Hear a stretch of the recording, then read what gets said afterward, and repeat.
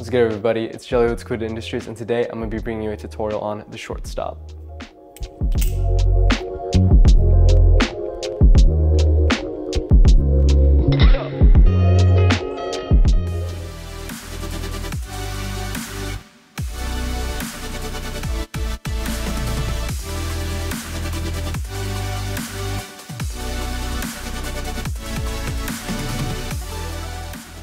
Preface this tutorial, I completely demolished my middle finger on my right hand doing a 0G cat, and if you don't know what that trick is, I'll put it on the screen somewhere.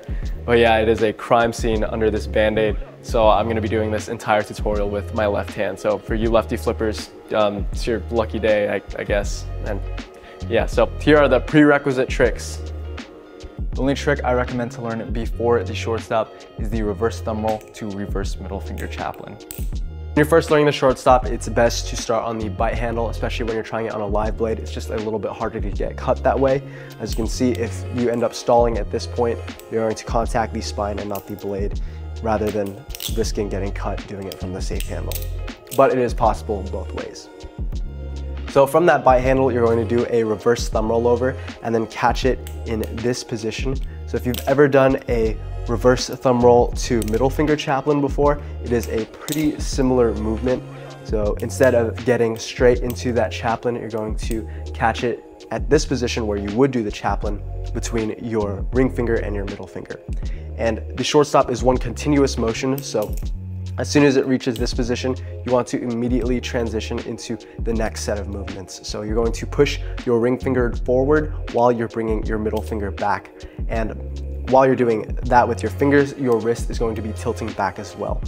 And when you do this, it's going to bring the blade and the bite handle up like this. And you want to pass the blade with your thumb, so you're not going to contact the blade at all. But then you want to stop the bite handle with your thumb and then come to this open position and end the shortstop.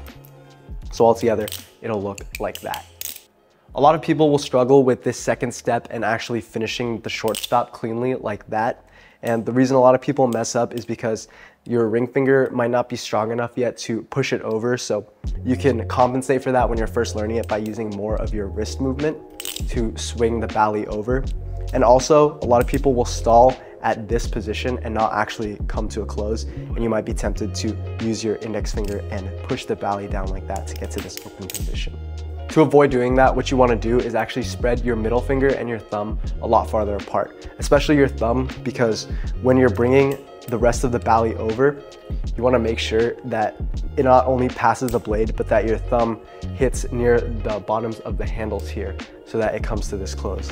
If you hit too close to the pivots like this, then the weight of the bally will just sink into this position. But if you hit near the top, or the bottoms of the handles rather, then these handles will come to a close and the rest of the weight will fall down naturally like this. And that's how you get a really clean looking shortstop without having to use your index finger.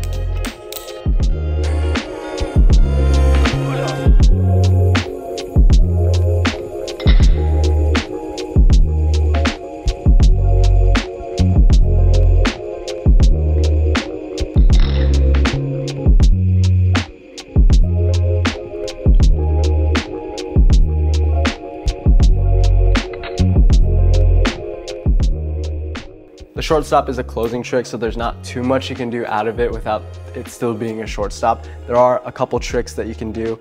I can't do them right now because they're really technical and I can't use my right hand, but I will show you a couple different ways you can get into the shortstop from a combo.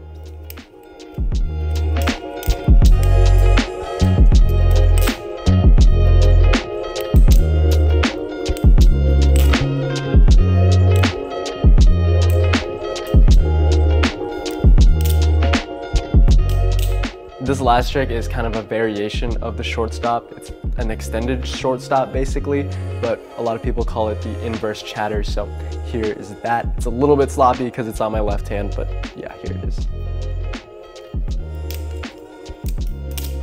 That's it for today's tutorial. Short and sweet, and hopefully my finger is better next week so I can bring you all a more advanced tutorial.